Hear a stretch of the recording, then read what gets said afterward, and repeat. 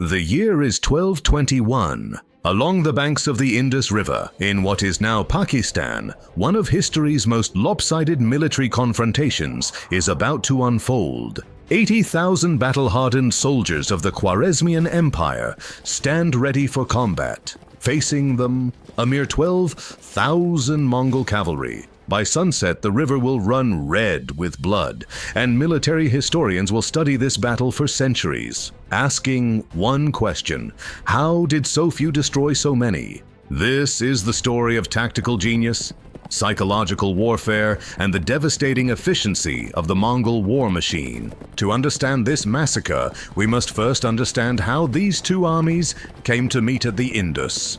Just 2 years earlier, the Khwarezmian Empire was one of the most powerful states in Central Asia, stretching from the Caspian Sea to the borders of India. Sultan Muhammad II commanded vast armies and controlled the lucrative Silk Road trade routes. The Mongol Empire, led by Genghis Khan, was rapidly expanding but had not yet set its sights on Khwarezm.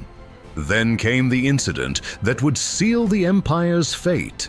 In 1218, Genghis Khan sent a trade caravan of 450 merchants to Khwarezm as a gesture of peaceful commerce. But Inalchuk, the governor of the border city of Otrar, accused the merchants of being spies. He seized their goods and executed the entire caravan. When Genghis Khan sent ambassadors demanding justice, Sultan Muhammad had them killed as well. The Great Khan's response was methodical and merciless. He assembled an army of over 100,000 warriors and launched one of history's most devastating campaigns of conquest. City after city fell to the Mongol onslaught. Bukhara was burned. Samarkand was leveled. Millions perished. Sultan Muhammad fled westward, eventually dying in exile on an island in the Caspian Sea, broken and defeated. But his son, Jalal ad-Din Mingburnu, refused to surrender. Jalal ad-Din was cut from different cloth than his father. Where Muhammad had been indecisive and prone to panic, his son was a warrior of exceptional courage and skill. After his father's death, Jalal ad-Din became the last hope of the Khwarezmian resistance. Throughout 1220 and early 1221, the prince gathered the remnants of his father's armies. Soldiers, nobles, and refugees flocked to his banner. He won several victories against Mongol detachments, proving that the supposedly invincible conquerors could bleed. By the spring of 1221, Jalal ad-Din had assembled a formidable force of approximately 80,000 men. His army included heavy cavalry, experienced warriors who had survived the initial Mongol invasion, Afghan tribesmen, and soldiers from various conquered territories. They were hungry for revenge, and their young commander had given them hope. Genghis Khan took notice. He couldn't allow this resurgent threat to undermine Mongol authority in the region. The Great Khan personally led a force of roughly 50,000 warriors in pursuit of Jalal ad-Din. Among his commanders were his sons and most trusted generals, veterans of countless campaigns. The chase led across Afghanistan and into the Punjab region. Jalal ad-Din's strategy was to retreat toward India, hoping to either secure reinforcements or find favorable ground for battle. His army moved south through the mountain passes, finally reaching the banks of the Indus River. It was here that the prince made a fateful decision. With the river at his back and the Mongol army approaching, Jalal ad-Din chose to stand and fight. The battlefield was a nightmare of tactical disadvantage for the Khwarezmians. They positioned themselves with the Indus River directly behind them, cutting off any possibility of retreat. While this might seem like a decision born of desperation, Jalal ad-Din believed it would force his men to fight with the courage of the cornered. But Genghis Khan was a master of deception. The Great Khan sent approximately 12,000 cavalry under the command of several generals to engage the Khwarezmian force. To the defenders, it appeared the Mongols were committing only a fraction of their strength to the battle. This wasn't recklessness. It was calculated psychological warfare. The Mongols deployed in their standard formation, light cavalry archers on the flanks, heavier lancers in the center, with reserve units hidden from view. As the forces closed, Jalal ad-Din's commanders felt confident. They outnumbered the enemy forces they could see by nearly 7 to 1. The battle started with a trick the Mongols used all the time. Their light cavalry would ride forward and shoot arrows at the enemy. Then they would turn around and run away, but they were only pretending to retreat. The Khwarezmian soldiers thought they were winning. Excited and eager to finish off the enemy, they would chase after the fleeing Mongols. But it was a trap. The Mongols were leading them straight into ambush points where fresh Mongol troops were hiding and waiting. When the Khwarezmians arrived, they would be surrounded and slaughtered. What the Khwarezmians didn't realize was that Genghis Khan had positioned the bulk of his army in concealed positions along the flanks and in the rear. As Jalal ad-Din's forces committed to engaging the visible Mongol contingent, the trap snapped shut. Mongol heavy cavalry erupted from hidden positions on both flanks. Suddenly, the Khwarezmians found themselves surrounded on 3 sides, with the Indus River blocking any escape route behind them. The Mongol composite bow, capable of accurate shots at over 300 yards, turned the battlefield into a killing ground. Wave after wave of arrows darkened the sky.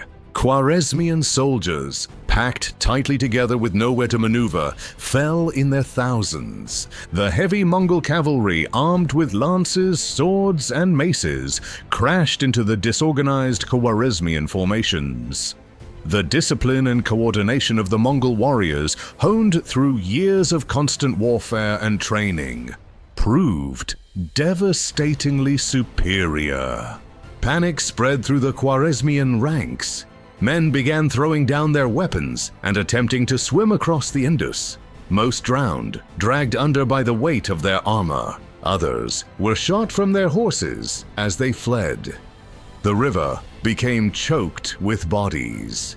Jalal ad-Din fought with legendary bravery. Historical accounts describe him cutting through Mongol warriors, trying desperately to rally his collapsing army. But individual heroism couldn't overcome tactical catastrophe. The battle, if it could even be called that, lasted only a few hours. Of the 80,000 Khwarezmian soldiers who entered the fight, only a few thousand escaped. The Mongol losses were minimal, probably numbering in the low hundreds. As the massacre concluded, Jalal ad-Din found himself trapped at the edge of a cliff overlooking the Indus River. Behind him, Mongol warriors closed in. Ahead, a sheer drop into the raging waters below. According to legend, verified by multiple historical sources, the prince made a choice that would earn the respect of even Genghis Khan himself. Still wearing his armor and mounted on his horse, Jalal ad-Din spurred his mount forward and leaped off the cliff into the Indus River below. The fall should have killed him.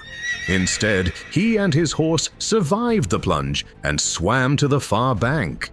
Genghis Khan, witnessing this act of extraordinary courage from the opposite shore, reportedly turned to his sons and said, "A father should have such sons."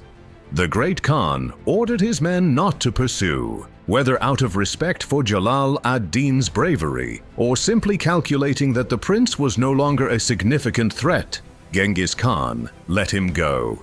The Battle of the Indus stands as one of history's most complete military victories. 12,000 Mongol cavalry had effectively destroyed an army nearly 7 times their size. How was this possible? First, tactical superiority.